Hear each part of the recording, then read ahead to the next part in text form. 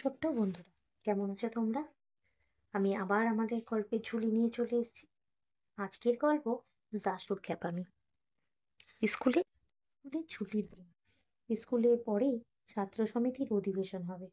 তাতে ছেলেরা মিলে অভিনয় করবে। দাশুর ভারী ইচ্ছে ছিল সেও একটা কিছু অভিনয় করে। একে ওকে দিয়ে সে অনেক সুপারিশও করিয়েছিল, কিন্তু আমরা সবাই কোমর বেঁধে বললাম সে কিছুতেই হবে না। সেই তো গতবার যখন আমাদের অভিনয় হয়েছিল, তাতে দাশু সেনাপতি সেজেছিল। সেবার সে অভিনয়টা একেবারে মাটি করে দিয়েছিল। যখন তিচুরের গুপ্তচর সেনাপতির সঙ্গে ঝগড়া করে তাকে দ্বন্দ্বযুদ্ধে আহ্বান করে বলল, সাহস থাকলে তবে খোল তলোয়ার। দাশুর তখন তবে আয় সম্মুখ সমরে বলে তখনই তলোয়ার খুলবার কথা। কিন্তু দাশুটা আনাড়ির মতো টানাটানি করতে গিয়ে তলোয়ার তো খুলতেই পারল না। মাছ থেকে ঘাবড়ে গিয়ে কথাগুলোই বলতে ভুলে গেল। তাই দেখে গুপ্তচর আবার খোল তলোয়ার বলে হুঙ্কার দিয়ে উঠল। দাশুটা এমনি বোকা, সে অমনি দাঁড়া, দেখছিস না বকলেস আটকে গিয়েছে বলে চেঁচিয়ে তাকে এক ধমক দিয়ে উঠল। ভাগ্যিস আমি তাড়াতাড়ি তলোয়ার খুলে দিলাম, তা না হলে ওইখানেই অভিনয়টা বন্ধ হয়ে যেত। তারপর শেষের দিকে রাজা যখন জিজ্ঞাসা করলেন, কি বা চাহ পুরস্কার কহ সেনাপতি, তখন দাশুর বলবার কথা ছিল, নিত্যকাল থাকে যেন রাজপদে মতি।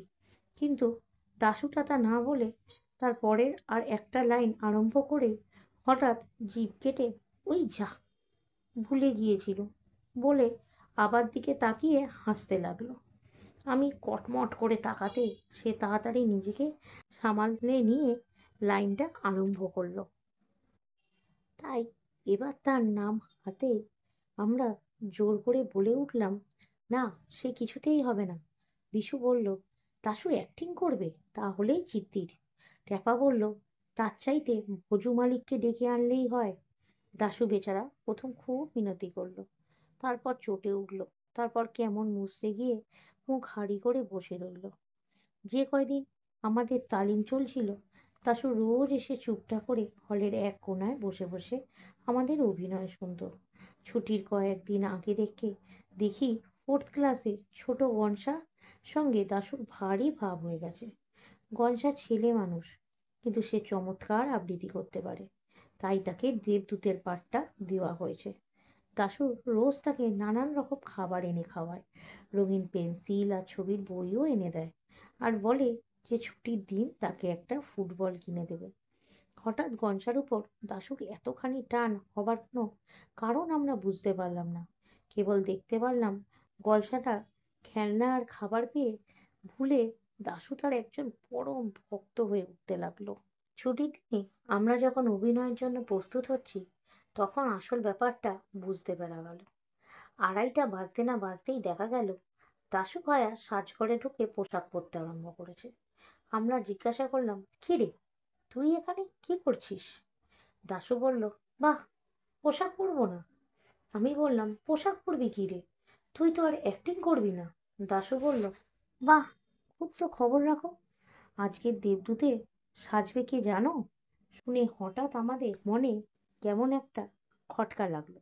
আমি বললাম, কেন, গনসার কি হলো? দাশু বলল, কি হয়েছে তা গনসাকেই জিজ্ঞেস করতেই পারো। তখন চেয়ে দেখি সবাই এসেছে, কেবল গনসাই আসেনি। অমনি রামপদ, বিশু আর আমি ছুটে বেরোলাম গনসার খোঁজে। সারাটি স্কুল খুঁজে শেষে টিফিন ঘরের পেছনে হতভাগাকে খুঁজে পাওয়া গেল। সে আমাদের দেখেই পালাবার চেষ্টা করছিল, কিন্তু আমরা তাকে চটপট গ্রেপ্তার করে টেনে নিয়ে চললাম। গনসা কাঁদতে লাগলো, না আমি কখনো অ্যাক্টিং করব না, তাহলে দাশুদা আমায় ফুটবল দেবে না। আমরা তবু তাকে হিচড়ে টেনে নিয়ে যাচ্ছি। এমন সময় অঙ্কের মাস্টার হরিবাবু সেখানে এসে উপস্থিত। তিনি আমাদের দেখেই ভয়ঙ্কর চোখ লাল করে ধমক দিয়ে উঠলেন, তিন তিনটে ধাড়ি ছেলে মিলে ওই কচি ছেলেটার পিছনে লেগছিস, তোদের লজ্জা করে না?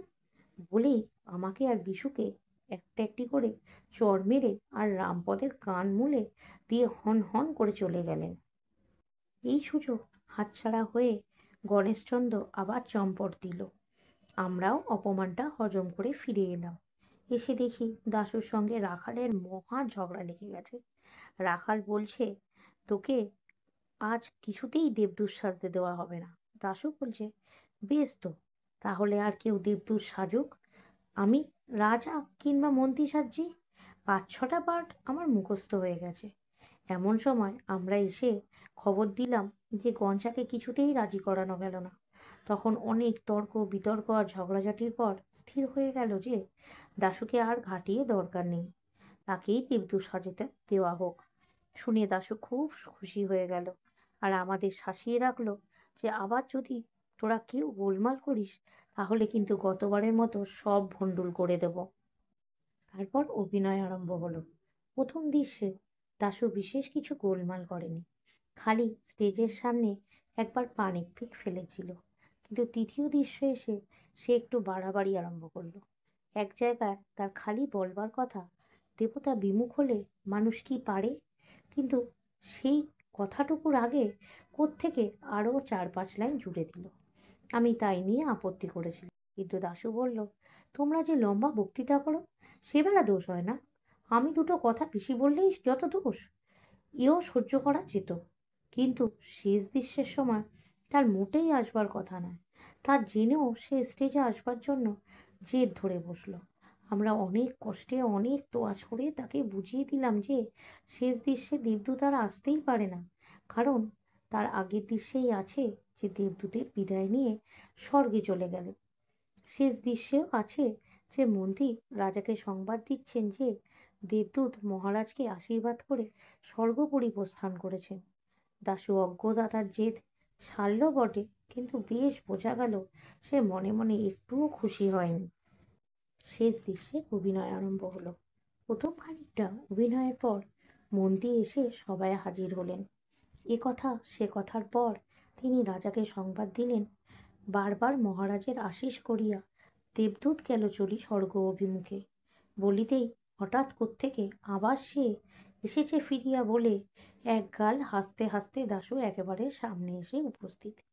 হঠাৎ এরকম বাধা পেয়ে মন্ত্রী আর বক্তৃতার খেই হারিয়ে ফেলল। আমরাও সকলে কীরকম যেন ঘাবড়িয়ে গেলাম। অভিনয় হঠাৎ বন্ধ হবার জোগাড় হয়ে গেল। তাই দেখে দাশু খুব সর্দারি করে মন্ত্রীকে বলল, বলে যাও কি বলিতেছিলে। তাতে মন্ত্রী আরও কেমন ঘাবড়িয়ে গেল। রাখাল প্রতিহারী সেজেছিল। দাশুকে কি যেন বলবার জন্য যেই এইটুকু এগিয়ে গেছে অমনি দাশু চেয়েছিল জোর করে ঠেকাতে আমারে এই হতব্যাগা বলে এক চাটি মেরে তার মাথার পাগড়ি ফেলে দিল। ফেলে দিয়েই সে রাজার শেষ বক্তৃতাটা, এ রাজ্যেতে নাহি রবে হিংসা অত্যাচার, নাহি রবে দারিদ্র যাতনা ইত্যাদি নিজেই গড়গড় করে বলে গিয়ে যাও সবে নিজ নিজ কাজে বলে অভিনয় শেষ করে দিল। আমরা কি করব বুঝতে না পেরে সব বোকার মতো হাঁ করে তাকিয়ে রইলাম। ওইদিকে ঢং করে ঘন্টা বেজে উঠল আর ঝুপ করে পর্দাও নেমে গেল। আমরা সব রেগে মেগে লাল হয়ে দাশুকে তেড়ে ধরে বললাম, হতভাগা, দেখ দেখি সব মাটি করলি, অর্ধেক কথাই বলা হলো না। দাশু বলল, বাহ, তোমরা কেউ কিছু বলছো না দেখেই তো আমি তাড়াতাড়ি যা মনে ছিল সেইগুলো বলে দিলাম, তা না হলে তো আরও সব মাটি হয়ে যেত। আমি বললাম, তুই কেন মাঝখানে এসে সব ভুল বাতিয়ে দিলি, তাই তো সব গুলিয়ে গেল। দাশু বলল, রাখাল কেন বলেছিল যে আমায় জোর করে আটকিয়ে রাখবে, তাছাড়া তোমরা কেন আমায় গোড়া থেকে নিতে চাচ্ছিলে না আর ঠাট্টা করছিলে, আর রামপদ কেন বারবার আমার দিকে কটমট করে তাকাচ্ছিল। রামপদ বলল, ওকে ধরে ঘা 2-4 লাগিয়ে দে। দাশু বলল, লাগাও না, দেখবে আমি এক্ষুনি চেঁচিয়ে সকলকে হাজির করি কিনা। এরকম আরও গল্প শুনতে আমার চ্যানেলটা সাবস্ক্রাইব করে দিও, আর ভালো লাগলে লাইক ও শেয়ার করে কমেন্ট করে দিও।